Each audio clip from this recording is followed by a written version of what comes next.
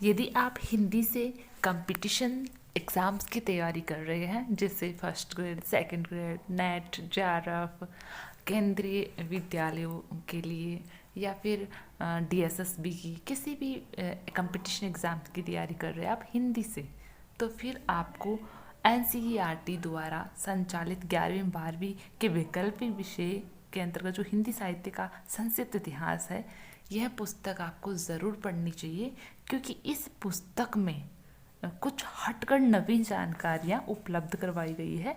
और साथ ही साथ यह जो पुस्तक है, यह पूर्व में हिंदी साहित्य से संबंधित जितने भी ग्रंथ प्रकाशित हो चुके हैं, जो प्रामाणिक ग्रंथ रहे हैं, उन प्रामाणिक ग्रंथों से इसमें जो सामग्री है वो वहाँ से उठाई गई है, वहाँ से जुटाई गई है। इसलिए यहाँ पर इस पुस्तक में जितनी भी आपको पढ़ने के लिए जो भी सामग्री मिलेगी वो सारी प्रामाणिक होगी। साथ ही साथ वह आपकी साहित्यिक जानकारियाँ हैं उनमें तो वृद्धि करेगी करेगी, आपकी जो साहित्य के अंदर जो रुचि है उसका विकास भी करने में इस पुस्तक का महत्वपूर्ण योगदान है। तो इसलिए आपको यह पुस्तक ज़रूर पढ़नी चाहिए। और अगर आपके इस पुस्तक से संबंधित या वीडियो क्लास से संबंधित कोई डाउट है, या फिर आप कोई सुझाव देना चाहते हैं, तो आप कमेंट बॉक्स में अपने सुझाव दे सकते हैं। यदि आपको कुछ समझ में नहीं आ रहा है तो आप कमेंट बॉक्स में कमेंट कर सकते हैं। हम आपके हर समस्या का समाधान करने का पूर्ण प्रयास करेंगे।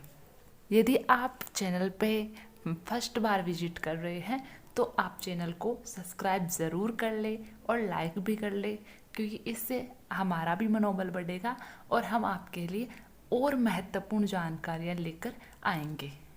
तो अब तक हम पढ़ चुके हिंदी साहित्य के संक्षिप्त इतिहास में हिंदी साहित्य की पूर्व पीठिका, हिंदी भाषा का उद्भव एवं विकास, उसकी बोलियाँ, उसकी उपभाषाएं, आदिकाल की पृष्ठभूमि पढ़ चुके हैं।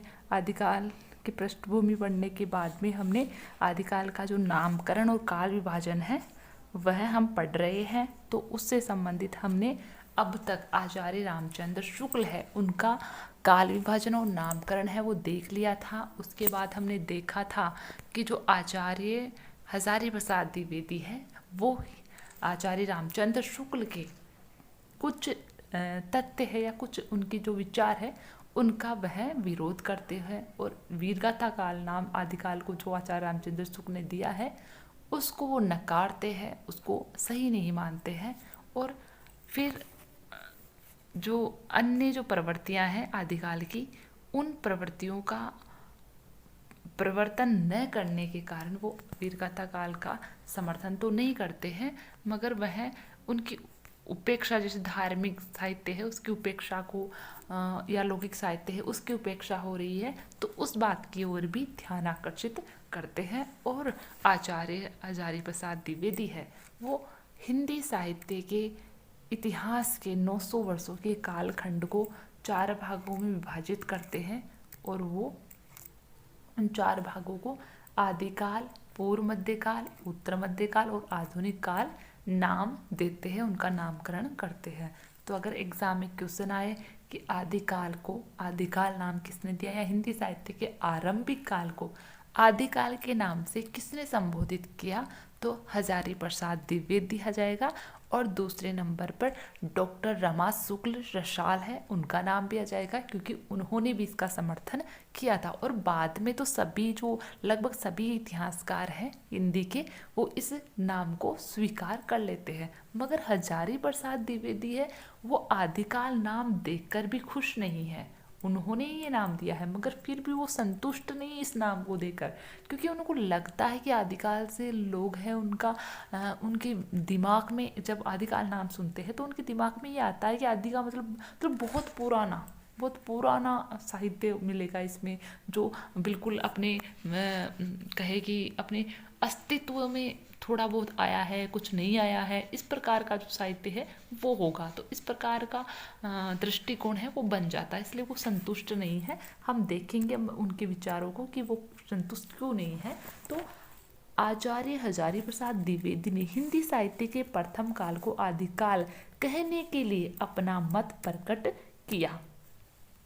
उन्होंने लिखा है, क्या लिखा है, वस्तुतः हिंदी साहित्य का आदिकाल शब्द एक प्रकार का भ्रामक धारणा की सृष्टि करता है। ठीक है, क्योंकि ये यहाँ से आप नोट भी कर लेंगे इसको, ये हजारी प्रसाद द्विवेदी के अपने व्यक्तिगत विचार है, व्यक्तिगत मत है उनका, जो उन्होंने इस आदिकाल शब्द को के संदर्भ में कहे हैं। तो ये एग्जाम में पूछे जा सकते हैं। सेकंड ग्रेड में तो हो सकता है ना आए, मगर फर्स्ट ग्रेड और कॉलेज असिस्टेंट प्रोफेसर है या फिर नेट है, उनमें एक क्वेश्चन है वो आ सकता है, तो आप इसको ज़रूर नोट करेंगे।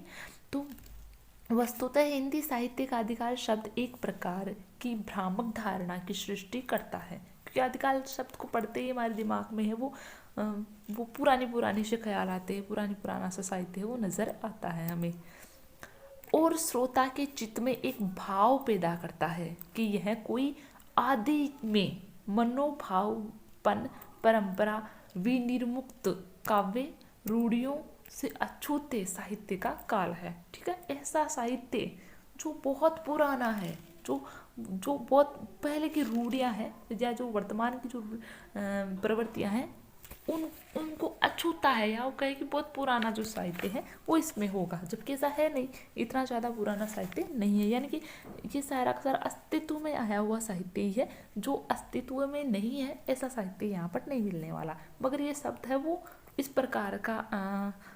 प्रकार की भावना है वो पैदा करने वाला है। यह ठीक नहीं है, यह काल बहुत अधिक परंपरा प्रेमी, रूढ़िग्रस्त और सजग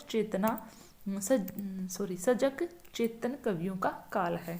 पंडित राहुल सांस्कृत्यायन ने हिंदी साहित्य के आदिकाल को सिद्ध सामंत काल कहा। तो आप यहाँ तक नोट कर लेंगे, यहाँ से लेकर यहाँ तक कि ये किसके मत है, ये हजारी प्रसाद द्विवेदी के मत है, क्योंकि हो सकता है ऐसा पूछा जाए तो फिर इम्पोर्टेंट हो जाता है। पंडित राहुल सांस्कृत्यायन ने हिंदी साहित्य के आदिकाल को सिद्ध सामंत काल कहा है। ठीक है, ये आप नोट करेंगे, ये बहुत बार एग्जाम में आया है, और जो मिलान वाले या सुमेलित करने वाले प्रश्न होते हैं उनमें ये ज़्यादा पूछा जाता है कि निम्न को सुमेलित, निम्नलिखित को सुमेलित कीजिए। फिर इधर तो नाम आ जाते हैं आदिकाल के, सिद्ध सामंत काल, चारण काल, आदिकाल, वीरगाथा काल, और इधर उनके जिन्होंने ये कहा है उनके नाम आ जाते हैं, और फिर हमें सुमेलित करना होता है। वैसे क्वेश्चंस में ये बहुत बार पूछा जाता है, तो इम्पोर्टेंट है, इसको नोट कर लेंगे। राहुल सांस्कृत्यायन ने आदिकाल को सिद्ध सामंत काल कहा है। ठीक है, ये इम्पोर्टेंट है। इन्होंने अब क्यों कहा है, देखो सिद्ध सामंत, क्योंकि इस समय सिद्ध संप्रदाय है उससे संबंधित साहित्य भी लिखा गया था। ठीक है, और साथ साथ सामंती व्यवस्था थी, तो सामंतों के आश्रय में रहकर कवियों ने सामंती साहित्य है उसको लिखा था, इस कारण से सिद्ध सामंत काल ये नाम उन्होंने दिया है। तो आगे देखेंगे हम इसको और अच्छे से समझेंगे। उन्होंने माना कि यह काल सिद्ध आचार्यों के धार्मिक उपदेश, नैतिक दर्शन, आध्यात्मिकता से युक्त है। मैं बता चुकी हूँ 84 सिद्ध थे, और 84 सिद्धों ने अपना साहित्य है वो लिखा है। और वो साहित्य क्यों लिखा है, क्योंकि उन्होंने अपने संप्रदाय से संबंधित जो नैतिक विचार थे, उनके दर्शन थे, आध्यात्मिकता से जुड़े तथ्य थे, धर्म से संबंधित जुड़े तथ्य थे, उनको उन्होंने लेखनी से लिपिबद्ध किया था, इस कारण से वो भी साहित्य में ही काउंट किए जाते हैं। डॉक्टर रामकुमार वर्मा ने इस काल को संधि व चारण काल कहा। ये भी इम्पोर्टेंट है, इसको भी आप नोट करेंगे। संधि एवं चारण काल आदिकाल को किसने नाम दिए, तो ये दिए हैं डॉक्टर रामकुमार वर्मा ने। तो हिंदी साहित्य के आरंभिक काल को डॉक्टर रामकुमार वर्मा ने संधि व चारण काल कहा है। अब देखो संधि तो क्यों कहा है, क्योंकि यहाँ पर अपभ्रंश भाषा और हिंदी भाषा दो भाषाओं का की संधि है। संधि का मतलब होता है मेल, मिलना। वैसे संधि का अर्थ समझौता भी होता है, तो मेल या समझौता, मिलन, तो दो भाषाओं का मिलन हो रहा है। इधर तो अपभ्रंश भाषा है, उसका अंतिम छोर है, और उधर हिंदी भाषा है, उसका आरंभिक स्तर है। तो वो दोनों स्तर, अंतिम स्तर और आरंभिक स्तर, वो दोनों मिल रहे। उस समय का काल कौन सा है, आदिकाल है, हिंदी साहित्य का आरंभिक काल है, इसलिए इसको संधि काल कहा उन्होंने। और चारण काल इसलिए कहा क्योंकि इस समय जो रचनाएं थी वो चारणों के द्वारा लिखी गई थी, चारण भट्टों के द्वारा साहित्य लिखा गया था, इस कारण से इन्होंने संधि व चारण काल कहा है? किसने? डॉक्टर रामकुमार वर्मा ने। तो आप याद रखेंगे इसको। आगे इसको और अच्छे से समझेंगे हम। नाम संधि व चारण काल कहा, इस नामकरण को दो भागों में बांटने के पीछे कारण था। ठीक है, दो भागों में बांट दिया, एक तो संधि कर दिया, फिर चारण काल, उनका अलग अलग कालखंडाओं में इसको विभाजित किया इन्होंने। संधि काल दो भाषाओं की संधि का काल था। ठीक है, मैं बता चुकी हूँ, हिंदी और अपभ्रंश और हिंदी भाषा का की संधि का काल था, इस कारण से संधि काल इन्होंने कहा। तथा चारण काल चारण जाति के कवियों द्वारा राजाओं की यशोगाथा को प्रकट करता है, जिसमें तत्कालीन राजाओं के शौर्य, वीरता एवं साहस का वर्णन है। उनके जीवन प्रसंगों को अतिशयोक्तिपूर्ण बनाकर वर्णन करना है। आचार्य महावीर प्रसाद द्विवेदी ने इस काल को बीज वपन काल कहा है। इम्पोर्टेंट है, इसको भी आप नोट कर लेंगे यहाँ से, क्योंकि ये भी इम्पोर्टेंट है, ये भी बहुत बार पूछा गया है। तो महावीर प्रसाद द्विवेदी ने हिंदी साहित्य का आरंभिक काल को क्या नाम दिया है? बीज वपन काल दिया है। ठीक है, बीज वपन काल तो होता है बीज का अंकुरण।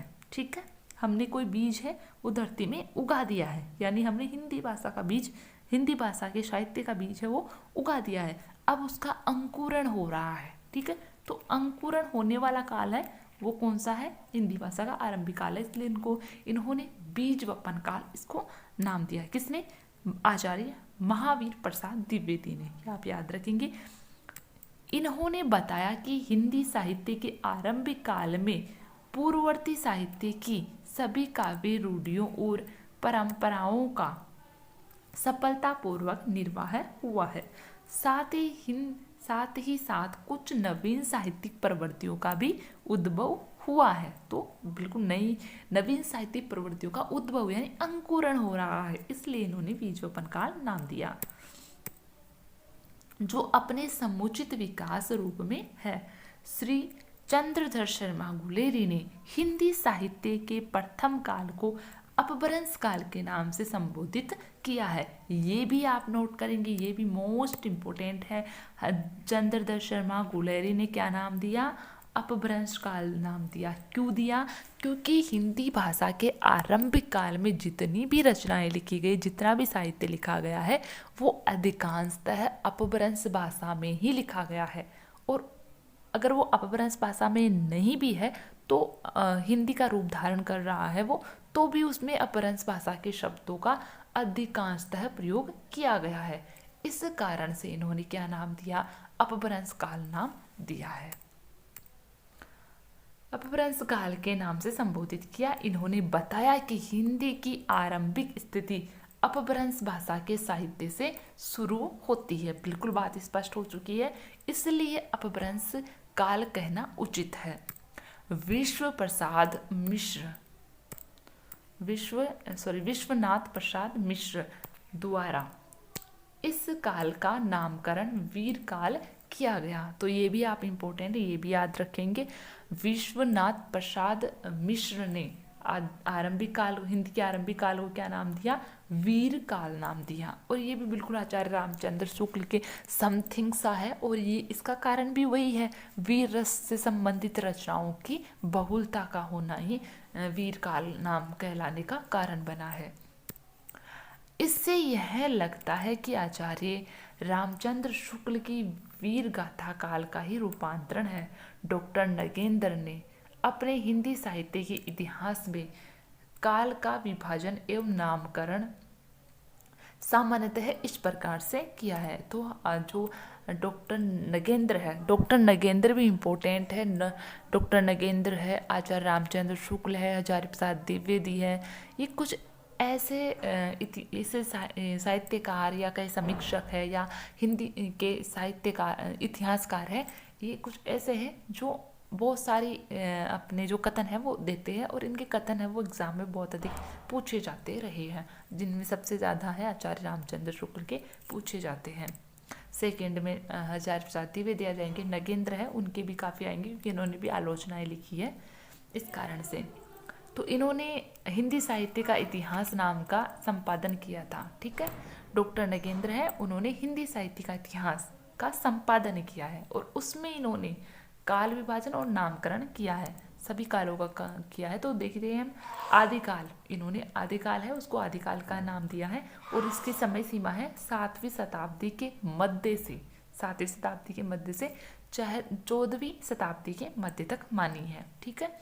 दूसरा काल बताया इन्होंने भक्ति काल। ठीक है। और भक्ति काल का काल विभाजन है वो इन्होंने किया है 14वीं शताब्दी के मध्य से 17वीं शताब्दी के मध्य तक इन्होंने माना है।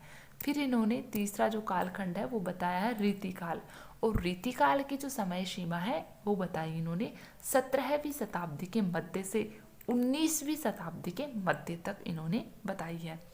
फिर जो चौथा कालखंड है वो बताया इन्होंने आधुनिक काल, और आधुनिक काल की समय सीमा इन्होंने बताई है 19वीं शताब्दी के मध्य से अब तक। ठीक है। तो अब तक जो भी साहित्य चल रहा है हिंदी का वो आधुनिक काल के अंतर्गत ही आता है। ठीक है। अब जो आधुनिक काल है उसका जो समय है वो बहुत अधिक बड़ा है, और यहाँ पर जो प्रवृत्तियाँ हैं वो बिल्कुल स्पष्ट दिख रही हैं हमें, क्योंकि ये हमारे रहते हुए ये जो भाषा है उसमें परिवर्तन हो रहा है, साहित्य में परिवर्तन हो रहा है, जो जनता है या कहे जो सामाजिक परिवेश है, राजनीतिक परिवेश है, तो जनता की जो चित्तवृत्तियाँ हैं उनमें परिवर्तन आता जा रहा है, और इन परिवर्तनों के आ जाने से साहित्य में भी अपने आप ही परिवर्तन आ रहा है, जिस कारण से अलग अलग प्रवृत्तियां हमें देखने को मिलती है। तो इन्होंने आधुनिक काल है उसका भी फिर विभाजन किया है। तो आधुनिक काल है उसका विभाजन भी इन्होंने किया है। तो क्या क्या किया है इन्होंने, जो आधुनिक काल का जो आरंभिक उपभाग है उसको इन्होंने नाम दिया है पुनर्जागरण काल। ठीक है। क्या नाम दिया है? पुनर्जागरण काल, जिसको हम भारतेंदु काल के नाम से जानते हैं। ठीक है। तो ये भी प्रश्न आया हुआ है और हो सकता है फिर से आ जाए कि भारतेंदु काल को पुनर्जागरण काल किसने कहा? तो किसने कहा? डॉक्टर नगेंद्र ने कहा है। या फिर आ सकता है कि डॉक्टर नगेंद्र ने आधुनिक काल के प्रथम कालखंड को या भारतेंदु काल को किस नाम से संबोधित किया है? तो पुनर्जागरण काल के नाम से संबोधित किया है। और इसकी समय सीमा कितनी बताई है इन्होंने? तो 1857, यानी कि 1857 की जो क्रांति हुई थी उससे रिलेटेड कर लेंगे हम। तो 1857 से 1900 ईस्वी तक, क्योंकि पुनर्जागरण काल नाम दिया है और 1857 की क्रांति भी हुई है, तो सोई हुई थी वो चेतना वापस जाग रही है। ठीक है। तो पुनर्जागरण काल इन्होंने नाम दिया 1857 से 1900 ईस्वी तक। फिर दूसरा जो उपभाग इन्होंने किया है वो है जागरण काल। कौन सा है? जागरण काल, जिसको हम द्विवेदी काल के नाम से जानते हैं, और इसकी समय सीमा इन्होंने बताई है 1900 से 1918 ईस्वी तक। ठीक है। तो जागरण काल के बारे में भी पूछा जा सकता है, तो ये भी आप याद रख लेंगे। पुनर्जागरण और जागरण काल किसने दिए? नगेंद्र ने दिए हैं। ठीक है। पुनर्जागरण किसको कहा है? भारतेंदु काल को। तो जागरण काल किसको कहा है? द्विवेदी काल को। ठीक है, ये याद रखेंगे आप। फिर आता है छायावाद, और छायावाद की जो समय सीमा है वो है 1918 से 1938 तक। ठीक है। तो ये नगेंद्र के अनुसार है, बाकी कुछ विद्वान है वो 1918 से 1936 भी मानते हैं। तो यहाँ नगेंद्र के अकॉर्डिंग पढ़ रहे हैं हम, तो यहाँ 1918 से 1938 तक आ जाएगा छायावाद। उसके बाद में जो भाग आता है वो है प्रगतिवाद और प्रयोग काल। ठीक है। प्रगति काल और प्रयोग काल, इसकी समय सीमा इन्होंने बताई है 1938 से 1953 ईस्वी तक। फिर आता है नवलेखन काल, और नवलेखन काल की जो समय है वो है 1953 ईस्वी के से अब तक। ठीक है। तो अब तक जितना भी साहित्य लिखा जा रहा है वो नवलेखन के अंतर्गत आ जाएगा। 1953 के बाद का अब तक का, ठीक है, वो आ जाएगा नवलेखन काल के अंतर्गत। तो इस प्रकार से इन्होंने आधुनिक काल है उसके उपभेद या उसके उपभाग किए हैं। परिनिष्ठित अपभ्रंश भाषा हिंदी के रूप में प्रतिष्ठित हो रही थी। अपभ्रंश भाषा के कवि अपनी वाणी को सामाजिक, आध्यात्मिक एवं नैतिक विचारों से युक्त करके मानवीय जीवन को सुव्यवस्थित करने की ओर ध्यान दे रहे थे। जन जन को नवीन प्रेरणा प्रदान करके अपने विचारों की अभिव्यक्ति कर रहे थे। तब यह प्रश्न आता है कि हिंदी का प्रथम कवि किसे कहा जाए। अब ये प्रश्न आता ही है कि हिंदी का प्रथम कवि किसको कहा जाए। काल विभाजन नामकरण तो कर दिया, मगर अब हिंदी का प्रथम कवि कौन है? तो इसमें भी काफ़ी मतभेद आता है, कोई किसको बताता है कोई किसको बताता है। तो हाँ, ये यहाँ से भी प्रश्न है वो बहुत उठते हैं, बहुत ज़्यादा प्रश्न यहाँ से बनते हैं। तो देखेंगे हम, हिंदी का प्रथम कवि किसे कहा जाए। शिव सिंह सैगर ने अपने ग्रंथ शिव सिंह सरोज में हिंदी के प्रथम कवि के रूप में 7वीं शताब्दी के पुष्यदंत या पुष्यदंत नामक किसी कवि का नाम लिखा है। ठीक है, तो अब यहाँ पर देखो इम्पोर्टेंट है लिखना भी है आपको, उसको नोट भी करना है। तो 7वीं शताब्दी का जो पुष्यदंत है, पुष्यदंत या पुष्पदंत, इसको किसने माना है, शिव सिंह सैगर ने। तो शिव सिंह सैगर ने हिंदी साहित्य का हिंदी का प्रथम कवि किसको माना है, तो पुष्यदंत या पुष्पदंत, ये आ जाएगा। ठीक है, इसको नोट कर लेंगे आप। लिखा है, किंतु इस कवि का उल्लेख मात्र मिलता है, अभी तक उनकी कोई रचना उपलब्ध नहीं है। ठीक है, ये एक अलग बात है, इनको मानना भी नहीं जाता प्रथम कवि सर्वसम्मति से, मगर शिव सिंह सैगर ने माना है। तो शिव सिंह सैगर देकर पूछे हिंदी का प्रथम कवि, तो आपको पुष्यदंत बताना है। इम्पोर्टेंट है ये, यहाँ से क्वेश्चन आया हुआ भी है। शिव महिम की रचना शिव महिम की रचना पुण्यदंत ने की है। इसका या पुष्यदंती आएगा, या टाइपिंग मिस्टेक है। ठीक है, पुष्यदंत ने की। इसका लक्षण ग्रंथ भी था जो अभी तक प्राप्त नहीं हुआ। तो ये इनकी रचनाओं के बारे में दे रखा है, यहाँ से कोई खास प्रश्न है वो पूछा नहीं जाने वाला है।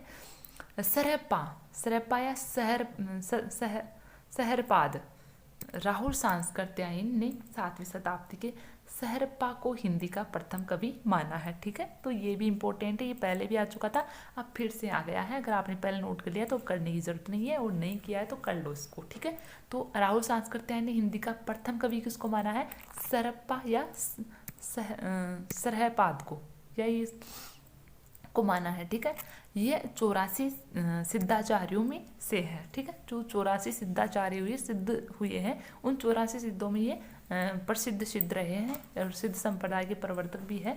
इन्होंने बताया कि सरहपाद कवि की कृतियों में अपभ्रंश की अपेक्षा संस्कृत भाषा के तत्सम शब्दों का प्रयोग हुआ है। इनकी काव्य चेतना में अनेक ऐसे तत्वों का समावेश है जो भक्ति काल में पल्लवित हुई, अर्थात इनका काव्य भक्ति काल का बीजांकुर था। ठीक है, इनकी रचना है दोहा कोश इम्पोर्टेंट है, बहुत बार पूछी गई है। सरप्पा की रचना दोहा कोश है, और ये 84 सिद्धों में से एक थे, और इनकी जो भाषा है उसमें तत्सम शब्द है वो अधिक मात्रा में मिले हैं, और इनका जो साहित्य है वो भक्ति से संबंधित है। इस कारण से माना जाता है कि सरप्पा का जो साहित्य है उसी से भक्ति काल है उसका बीजांकुरण, या भक्ति काल है उसकी उत्पत्ति हुई, ऐसा माना जाता है। 84 सिद्धाचार्यों की वाणी का रूप नाथ संप्रदाय से लेकर कबीरदास तक देखा जाता है। ठीक है, तो जो सिद्ध थे 84 सिद्ध थे, इनकी जो वाणी है या इनकी जो दर्शन है या इनके जो विचार है वही नाथ संप्रदाय में मिलते हैं, और फिर नाथों के बाद में कबीर में देखने को मिलता है। सिद्धों का जो रहस्यवाद है वो नाथों ने ग्रहण किया, और नाथों से फिर कबीर ने रहस्यवाद को ग्रहण किया है, तो ये कबीर तक देखने को मिलता है। इससे ऐसा प्रतीत होता है कि नाथ संप्रदाय का विकास सिद्ध साहित्य से ही हुआ है। ठीक है, तो ये भी पूछा जा सकता है कि सिद्ध साहित्य है नाथ संप्रदाय है, उसका विकास किससे माना जाता है, तो सिद्ध साहित्य से माना जाता है। यहाँ से ऐसा क्वेश्चन बन सकता है। सरप्पा को हिंदी का पहला कवि कहने के पीछे एक अन्य आधार काव्य शैली है। ठीक है, तो सरप्पा की जो काव्य शैली है वो भी इसका एक रीजन रहा है कि राहुल सांस्कृत्यायन को हिंदी का प्रथम कवि माना है। इसका काव्य दोहा और पदों की शैली युक्त था, जिसे परवर्ती कवियों ने अपनाया। तो पूछा जा सकता है कि सरप्पा का जो साहित्य है या सरप्पा का जो काव्य है वो कैसा है, तो दोहा और पद शैली में है। ठीक है, तो ये आप याद रखेंगे, दोहा और पदों में लिखा गया है, जिसे परवर्ती कवियों ने अपनाया, यानी बाद के जो कवि है उन्होंने भी इन दोहा और पदों वाली जो शैली है उसको बाद में अपनाया है। इन्होंने मुक्त छंद दोहा का अधिक प्रयोग किया है। इन दृष्टियों से सरप्पा को हिंदी का प्रथम कवि माना माना गया है। कुछ विद्वानों का मत है कि शरपपाद को हिंदी का प्रथम कवि इसलिए नहीं मानते कि इनका काव्य अपभ्रंश साहित्य में लिखा गया तथा दूसरा इस समय हिंदी का कोई प्रसार नहीं था, तो ये इसका कारण नहीं रहा है। तो लगभग सभी कवियों ने शरप्पा को हिंदी साहित्य का या हिंदी का प्रथम कवि है वो मान लिया है। हिंदी का निखार तो 11वीं शताब्दी तक आते आते हुआ, जबकि शरप्पा 7वीं शताब्दी के सिद्धाचार्यों के कवि थे। ठीक है, तो हिंदी है उसका जो प्रौढ़ रूप है वो तो हमें 11वीं शताब्दी में देखने को मिलता है, जबकि जो शरप्पा है वो 7वीं शताब्दी के सिद्ध आचार्य कवि रहे हैं। डॉक्टर गणपति चंद्र गुप्त ने कहा है अपभ्रंश और हिंदी के बीच ऐसी कोई मध्यांतर रेखा नहीं खींची जा सकती। इन्होंने अपने हिंदी साहित्य का वैज्ञानिक इतिहास में भारतेश्वर बाहुबली रास के रचयिता शालिभद्र सूरी को, अब देखो ये बाद में पढ़ूंगी मैं, आपको इम्पोर्टेंट बता दूं कौन सा नोट करना है। तो आपको ये नोट करना है कि ये पूछा जा सकता है कि शरप्पा है वो कौन सी शताब्दी के कवि थे, तो 7वीं शताब्दी के हैं। ठीक है, यहाँ से ये प्रश्न पूछा जा सकता है। सिद्ध थे ये और 7वीं शताब्दी के थे। दूसरा जो डॉक्टर गणपति चंद्र गुप्त है उन्होंने कहा है कि अपभ्रंश अपभ्रंश और हिंदी के बीच ऐसी कोई मध्यांतर रेखा खींची नहीं जा सकती। ठीक है, तो ये जो कथन है ये भी आप नोट कर लेंगे कि ये किसका कथन है, तो ये गणपति चंद्र गुप्त का है। हो सकता है आ जाए क्योंकि ये इस बुक में भी दे रखा है, तो आ सकता है। तो ये गणपति चंद्र गुप्त का है, क्योंकि हिंदी और अपभ्रंश वो बिल्कुल मिली जुली, उनके बीच में रेखा यानी कि उनमें अंतर करना थोड़ा मुश्किल है। और तीसरा जो आपको नोट करना वो ये करना है कि जो गणपति चंद्र गुप्त है इन्होंने हिंदी साहित्य का इतिहास किस नाम से लिखा, तो हिंदी साहित्य का वैज्ञानिक इतिहास नाम से इन्होंने क्या लिखा है, हिंदी साहित्य का इतिहास लिखा है। तो पूछा जा सकता है हिंदी साहित्य का वैज्ञानिक इतिहास किसका है, तो डॉक्टर गणपति चंद्र गुप्त का है, तो यहाँ से ये लिखेंगे। और चौथी बात आपको लिखनी है, भरतेश्वर बाहुबली रास किसकी रचना है, शालिभद्र सूरी की है। ये जैन आचार्य थे और इन्होंने भरतेश्वर बाहुबली रास नाम से रचना लिखी है शालिभद्र सूरी ने। तो ये आपसे आप नोट कर लेंगे, शालिभद्र सूरी को हिंदी का प्रथम कवि माना है। और पांचवा प्रश्न है वो आपके आ सकता है कि डॉक्टर गणपति चंद्र गुप्त ने हिंदी का प्रथम कवि किसको माना है, तो किसको माना है, शालिभद्र सूरी को माना है, जिन्होंने भरतेश्वर बाहुबली रास रचना लिखी थी। तो ये वहाँ से ये क्वेश्चन भी आ सकता है और बहुत बार पूछा भी गया ये प्रश्न। ऐसे प्रश्न बहुत ज़्यादा पूछे जाते हैं, तो आप इनको इम्पोर्टेंट लगा के लिखेंगे। कुछ विद्वान अमीर खुसरो को तथा कुछ विद्यापति को हिंदी का प्रथम कवि मानते हैं, लेकिन कुछ विद्वानों ने अमीर खुसरो और विद्यापति को 12वीं शताब्दी के कवि कहकर अस्वीकार कर दिया। ठीक है, तो इनका नंबर नहीं आया है। मिश्र बंधुओं ने अपने हिंदी नवरत्न में लिखा है, क्या लिखा है, महाकवि चंद्रबरदाई वास्तव में हिंदी के प्रथम कवि है। ठीक है, तो मिश्र बंधुओं के अनुसार हिंदी का प्रथम कवि कौन है, चंद्रबरदाई है। ठीक है, कौन है, चंद्रबरदाई, मिश्र बंधुओं के अकॉर्डिंग।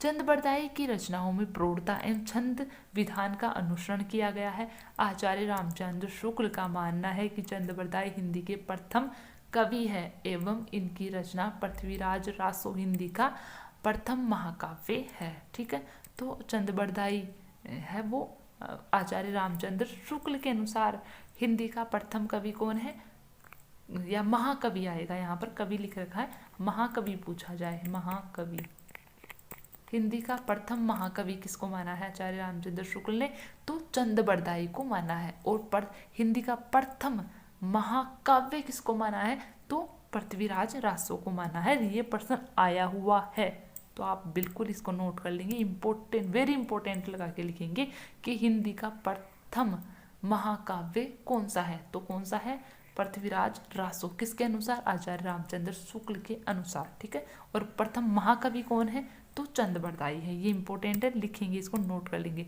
डॉक्टर रामकुमार वर्मा ने हिंदी साहित्य का आलोचनात्मक इतिहास 1938 में लिखा।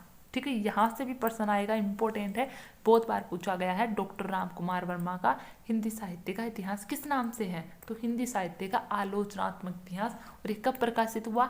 1938 में हुआ। ये इसका दूसरा भाग है वो प्रकाशित नहीं है, अधूरा है, ये ग्रंथ है अधूरा है, क्योंकि ये पूरा नहीं लिखा गया है, एक भाग ही लिखा गया है इसका। तो डॉक्टर राम कुमार वर्मा का हिंदी साहित्य का आलोचनात्मक इतिहास 1938 में लिखा गया।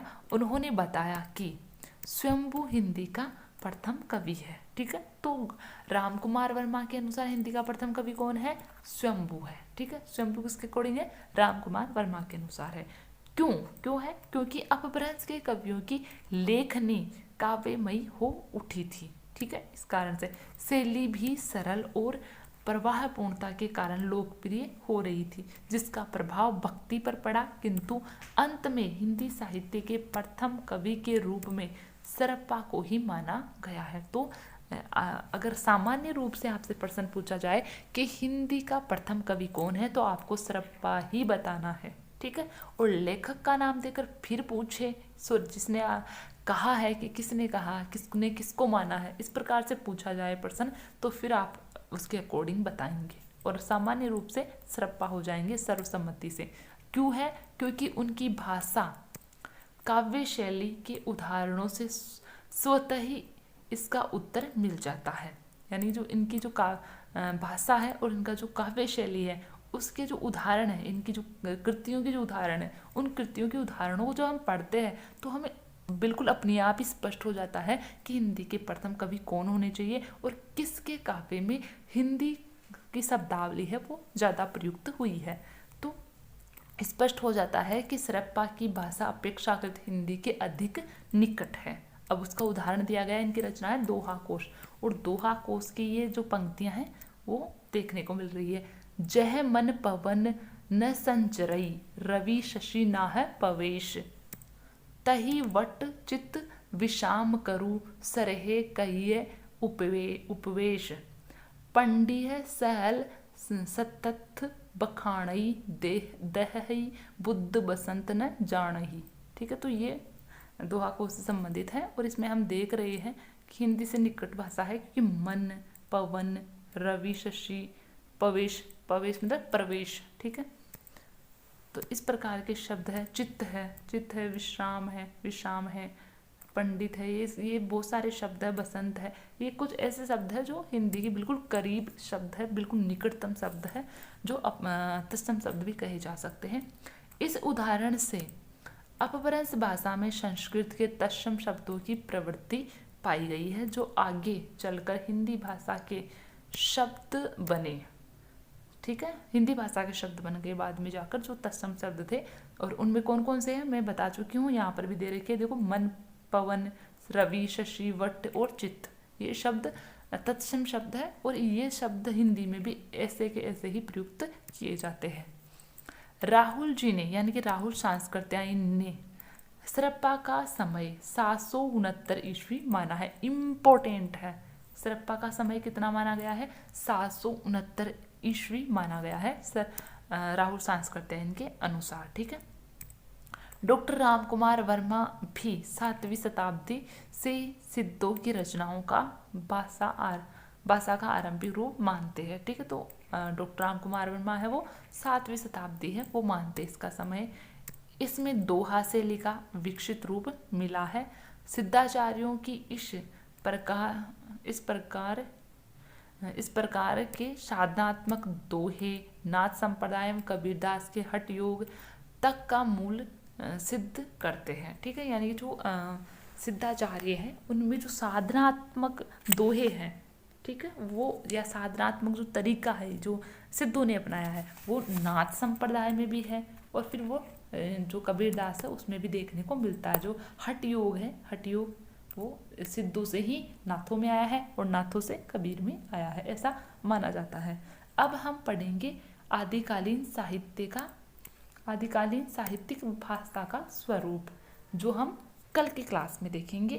क्या है हिंदी साहित्य, क्या है आदिकालीन साहित्य की भाषा का स्वरूप, कौन कौन सी प्रवृत्तियां हैं, वो सब कुछ हम कल की क्लास में अच्छे से पढ़ेंगे।